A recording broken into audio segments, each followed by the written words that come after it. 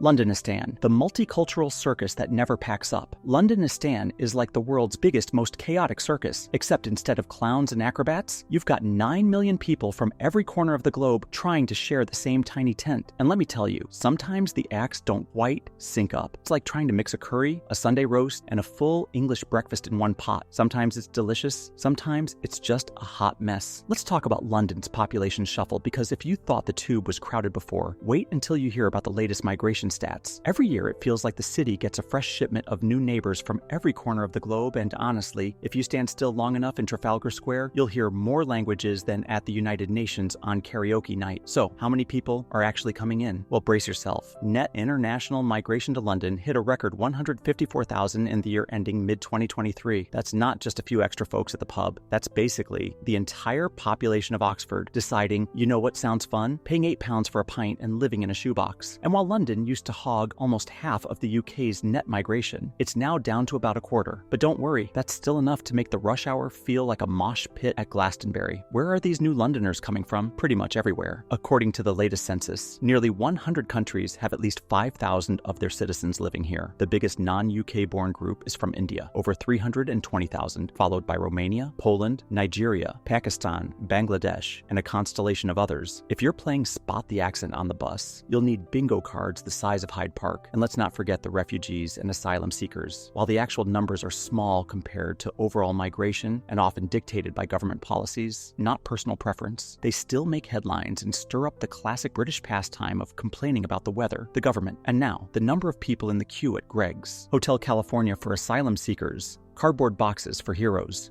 Let's talk about Londonistan's most ironic loyalty program. Illegal immigrants get 5-star treatment, or at least a travelodge with questionable Wi-Fi, while the soldiers who fought for this country are left playing real-life Tetris with cardboard boxes under bridges. It's like the universe's worst punchline. Thank you for your service. Now here's a damp bench to sleep on. The numbers are wild. Taxpayers are coughing up £145 a night to house asylum seekers in hotels. That's enough to buy a gold-plated avocado in Waitrose. Meanwhile, veterans are freezing their boots off. With homelessness among ex-soldiers up 14% last year, 1 in 3 troops lives in barracks so grim, they make prison cells look like boutique hotels. The government's solution? Throw £8.5 million at the problem and pinky swear to end veteran homelessness by 2023. Spoiler alert, it's 2025, and we've got 6,000 homeless vets playing hide and seek with social workers. Meanwhile, hotels housing migrants are raking in record profits like it's a goddamn Black Friday sale. And here's the kicker. The same hotels charging £145 per night for asylum seekers could probably house vets for £14 per night if they used cheaper dispersal accommodation. But nah,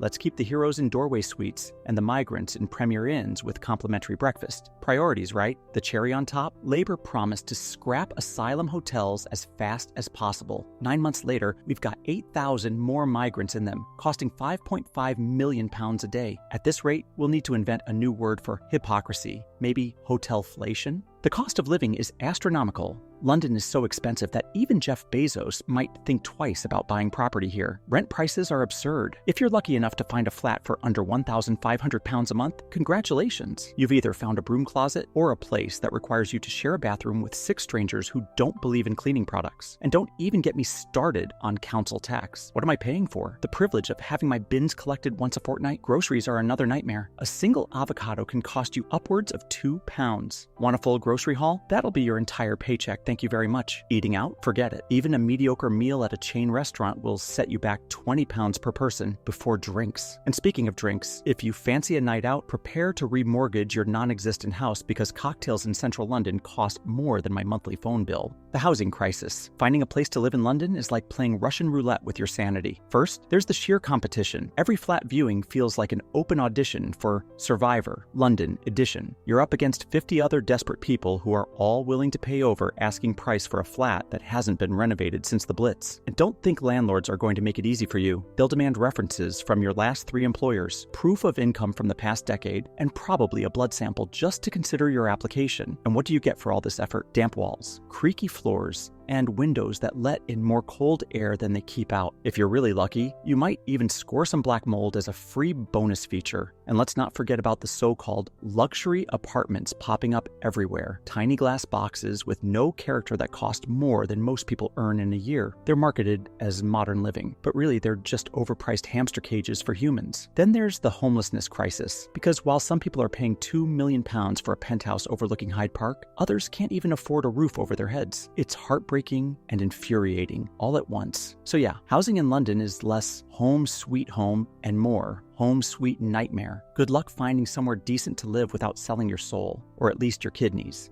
Public transport, a sweaty nightmare. Ah yes, public transport, the lifeblood of Londoners and also their greatest source of misery. Let's start with the tube, shall we? It's an engineering marvel when it works, which isn't often, but most of the time it feels like being trapped in Satan's sauna during rush hour. The central line is particularly hellish. It gets so hot in summer that I'm pretty sure I've seen people spontaneously combust on their morning commute. Then there are the delays. Oh, the delays. Signal failures. Engineering works, leaves on the track. Honestly, I wouldn't be surprised if they started blaming delays on Mercury being in retrograde at this point. And don't even think about taking the tube during rush hour unless you enjoy being squished into strangers' armpits while someone coughs directly into your ear. Buses aren't much better. They're slow, crowded, and smell like a combination of wet dog and stale crisps. Plus, they're always late when you need them most, but somehow manage to arrive 3 at once when you don't need them at all. Driving isn't an option either unless you enjoy sitting in traffic for hours while hemorrhaging money on congestion charges and petrol prices. Honestly, getting around London feels like an Olympic sport, and not one I'd ever want to compete in. The food scene is overrated. Sure, London has Michelin-starred restaurants, but let's talk about everyday food options. Overpriced fish and chips that taste like cardboard dipped in grease, or sad sandwiches from Pret-a-Manger that cost more than my phone bill. Honestly, I've had better meals at motorway service stations. And don't even get me started on the queues. Want to try that trendy new brunch spot? Prepare to wait in line for an hour just to pay £15 for a plate of eggs that could have been made by a toddler with a toaster. But hey, at least the food is Instagrammable, right? You can take a picture of your overpriced avocado toast and pretend you're living the high life while secretly wondering how you'll afford rent this month. Social life is expensive and exhausting. Want to hang out with friends? Prepare to drop £50 just for drinks at a mediocre bar. Or worse, one of those Instagrammable places like Ballyballerson, where you pay £30 to jump into a ball pit while sipping overpriced cocktails served in light bulbs. Fun costs money here, lots of it. And don't even get me started on trying to find a decent spot to meet up. Every pub is either too crowded or too expensive. And if you want to do something cultural, like visiting a museum, you'll be surrounded by screaming children and selfie sticks. But hey, at least you'll have stories to tell, right? Stories about how you spent your entire paycheck on one night out and now have to live off ramen noodles for the rest of the month. Click the like button, subscribe, and stay awesome.